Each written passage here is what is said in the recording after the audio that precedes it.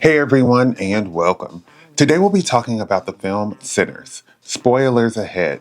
Fun fact, the idea of this movie was sparked from the memory of Ryan Coogler's uncle playing him blues music and telling him stories of living in Mississippi. After his uncle passed, he would play blues records and he looked at it differently and felt like he was conjuring his uncle. The film came out in 2025 and stars Michael B. Jordan times two, Miles Caton, and Wunmi Mosaku, and was directed by Ryan Coogler. So, without further ado, let's get right into it.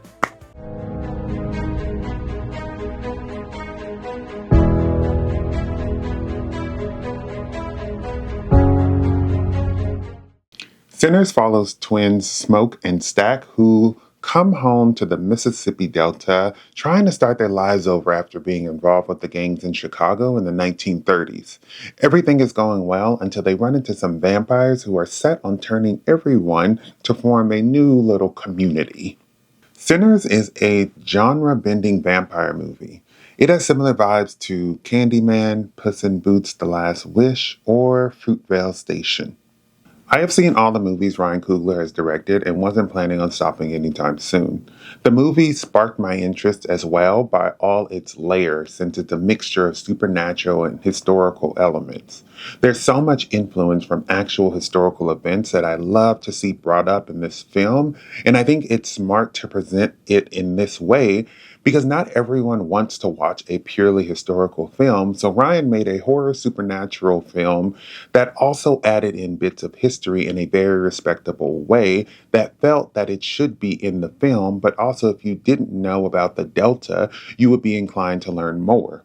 This is so important to me because information is out there and some people consume it in traditional ways, but some people like non-traditional ways like this, which gives them an intro and may encourage them to explore more. The cast is stacked with so many familiar faces, and Coogler pulled in frequent collaborators to give us a masterpiece. I love how they made sure to include the vampire lore, and I thought Annie was the perfect person to explain this. With Annie's experience with folk magic, she has some type of knowledge of vampires, even though she thought they weren't real and knew their weaknesses. I love how there were a lot of traditional weapons against vampires like garlic, a stake through the heart, silver, and of course, sunlight. I'm glad they included this, but also glad Annie was there to give them a fighting chance. Annie also ran a small shop where she dabbled in root work to help the community. She created a magical pouch to protect Smoke, which I thought was just some random addition, but come to find out it was something called Mojo Hands, which was used to protect against evil spirits, which it did for him until he took it off when he was embraced by Annie and their child that they lost. I'm always shocked when I see an actor do so well in their first major role. Miles Caton plays Preacher Boy, and he did so well not only with the acting but the singing as well. I was impressed that he was so versatile, acting and singing, and was able to hold his own against some really good actors. I'm interested to see where the future takes him, but I'm glad that he was able to showcase his skills, and he really added to this movie. Every time I hear something is a horror film, I'm like, let me check it out because some movies to me aren't really horror. This film definitely had those horror vibes that felt very unexpected, but in a good way. I love being surprised by the horror element in this film because it's one thing to watch something and be like, oh, that would be scary versus, oh my God, that made me jump out of my seat a bit. I love the addition of horror elements to make this film really get my heart rate up and make me feel very tense. With Sammy's relationship with his dad, we see him trying to make Sammy choose between blues and church, and there's no type of leeway for a mutual agreement. I felt this was perfect to show how you can do both. You can do what you love, but you also respect the religion you want to. You shouldn't feel pressured to choose one when in your heart you know that you care about both. It's also interesting to me because for Black people, I feel like making blues music and going to church were both used to escape the realities of life. That relationship also shows to me how parents push their kids away because they want them to conform to what they believe instead of letting them carve their own path. Give them some space to figure out, themselves, which in this movie only took taking on a horde of vampires.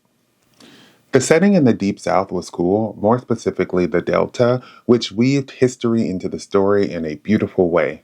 The brothers fought in World War One, and after that made their way to Chicago, which is something a lot of black vets did after not finding success in the Delta post the war. And they even mentioned that they met Capone, who is Al Capone. Charlie Patton, who is the father of Delta blues, is mentioned, but he was also born in the Delta, which is considered the home of the blues. Grace and Bo are Delta Chinese, which was a group that moved to the Delta after the war, and they opened grocery stores and fell in between the cracks of segregation so they could sell to the whites and the blacks, but were never seen equal to their white counterparts and seemed to align more with black people. One thing of note about Delta Chinese is that they would have a black store and then a white store across the street. And in the film, we see Bo at the black store and his wife across the street running what I believe was the white store. Choctaw natives are seen, which could pay homage to the fact that they were the natives to that land, of course, before the white people came to steal it. No surprise that their goal was to drive out a white demon. Even showing the importance of black churches in the community, which were run by black people to help protect their visitors from the traumas of living in an oppressive society. One thing about blacks in the South is that being poor and discriminated against didn't mean they weren't creative, and they used their experiences to make art. I'm sure there is some I missed, but these really stood out to me in this film, and I love that Ryan Coogler included them in his story. The film shows, of course, the racism that is so deeply ingrained in the South with the KKK. One thing that I found out after this film was that the location the brothers bought for this bar was a sawmill, which was used in the past by the KKK to kill black people. It is so fitting that in the end, the sawmill is where so many KKK members get killed by smoke. I'm glad the film included that revenge on some people wanting to set him up and kill more black people, but also as a constant reminder that we should still be aiming to eradicate the KKK. Remmick's character partly felt like a metaphor for slave owners in the South who were the cause of death for so many black people.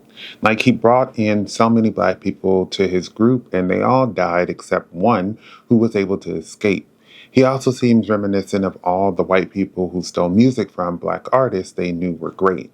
The vampires love Sammy's music and they want him because of it, which has been done in the past, and they want him to become a vampire, but because he doesn't want to, they feel the next best option is to either force him to become a vampire or kill him. It's like no was not an answer. Either you give it to us or we will take it. They want black culture not to respect it, but to steal it and control it.